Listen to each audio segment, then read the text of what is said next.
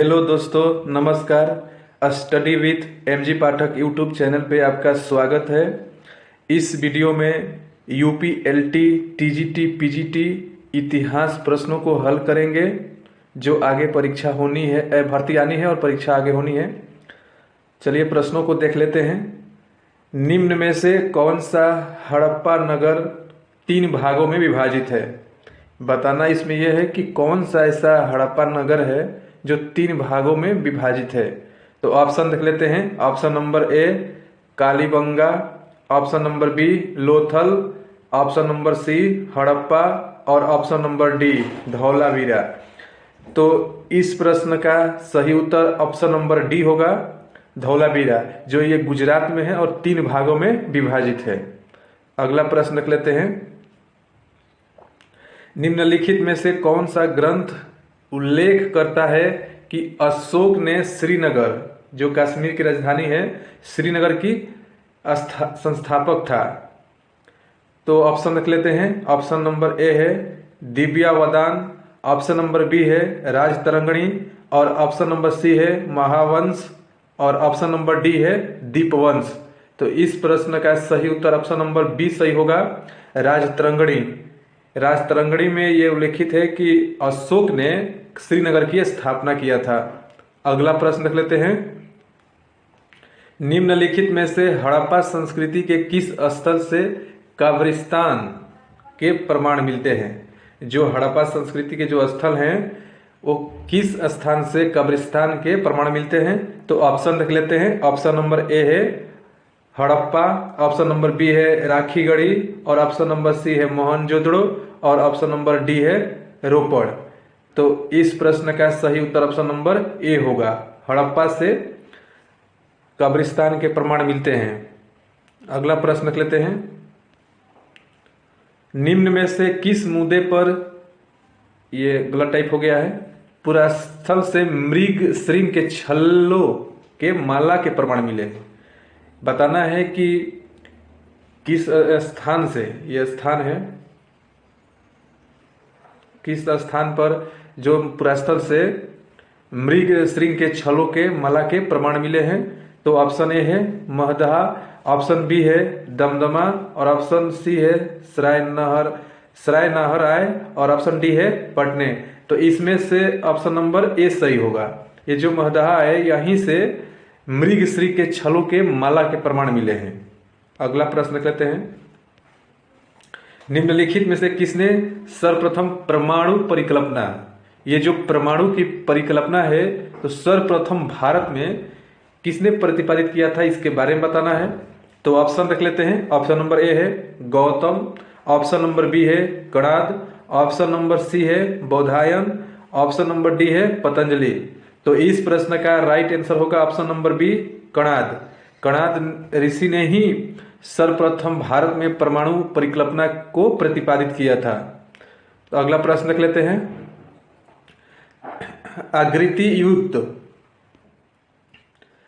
आकृति युक्त सिक्कों का प्रचलन भारत में सर्वप्रथम किसने प्रारंभ किया था, ये बताना है। तो ऑप्शन देख लेते हैं। ऑप्शन नंबर ए है शकों ने, ऑप्शन नंबर बी है कुषाणों ने, ऑप्शन नंबर सी है हिंद यवनों ने और ऑप्शन नंबर डी है पार्थियों ने।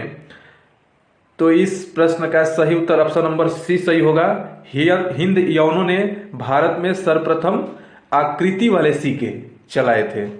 अगला प्रश्न देख लेते हैं। भारतीय उपमहाद्वीप में पालतू भैंस, जो पालतू भैंस के प्राचीनतम साक्ष्य कहां से प्राप्त हुए हैं, ये बताना है।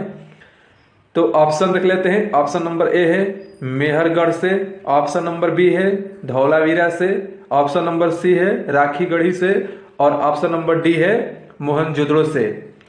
तो इस प्रश्न का राइट आंसर ऑप्शन नंबर ए होगा, मेहरगढ़ से जो पालतू भैंस हैं इनके प्राचीनतम साक्ष्य मिलते हैं। अगला प्रश्न देख लेते हैं। मनसबदारी जो व्यवस्था है उसमें जो माहवारी प्रथा जो है किसने प्रारंभ की थी? जो अकबर के द्वारा मनसबदारी प्रथा चलाए जा रहे थे तो उसके स्थान पर या उसी में एक माहवारी प्रथा जो थी ये किसने प्रारंभ की थी बताना है। तो ऑप्शन नंबर ए औरंगजेब, या ऑप्शन नंबर बी शाहजहां, या ऑप्शन नंबर सी अकबर, या ऑप्शन नंबर डी जहांगीर। तो इस प्रश्न का सही उत्तर ऑप्शन नंबर बी सही होगा। शाहजहां ने माहवारी जो प्रथा थी इसको प्रारंभ किया था। तो अगला प्रश्न देख लेते हैं। आप इस चैनल को सब्सक्राइब करिएगा और वीडियो को लाइक एवं शेयर जरूर करिएगा, क्योंकि इस चैनल पे मैं प्रतिदिन यूपी, टीजीटी, पीजीटी और एलटी से संबंधित जो प्रश्नों हैं, इम्पोर्टेंट प्रश्नों को एक टेस्ट सीरीज के माध्यम से उपलब्ध कराता रहूँगा जो एग्जाम में महत्वपूर्ण साबित होगा। इस 9 प्रश्नों को देख लेते हैं। पुरंदर की संधि जो 1665 ईस्वी में मुगलों को प्रदान किए गए दुर्गों में से कौन सा दुर्ग शिवाजी द्वारा पुनर्विजित नहीं किया जा सकता था। यानी प्रश्न कर रहा है कि जो पुरंदर की संधि हुई है 1665 ईस्वी में, जो मुगलों को दुर्ग प्रदान किए गए थे उनमें से कौन से दुर्ग शिवाजी द्वारा पुनर्विजित नहीं किया जा सकता था। यानी कभी शिवाजी फिर दोबारा उसको पुनर्विजित नहीं कर सकते थे, ये बताना है।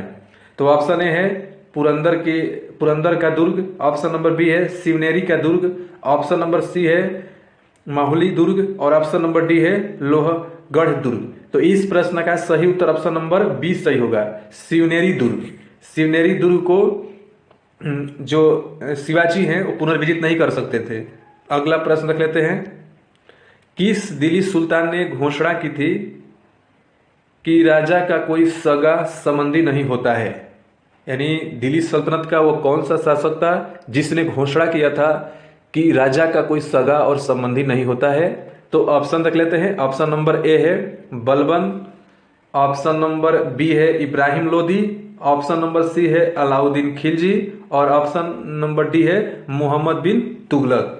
तो इस प्रश्न का राइट आंसर होगा option number C Alauddin Khilji. Alauddin Khilji ने ही कहा था। अगला प्रश्न देख लेते हैं और ये वीडियो का अंतिम प्रश्न होगा।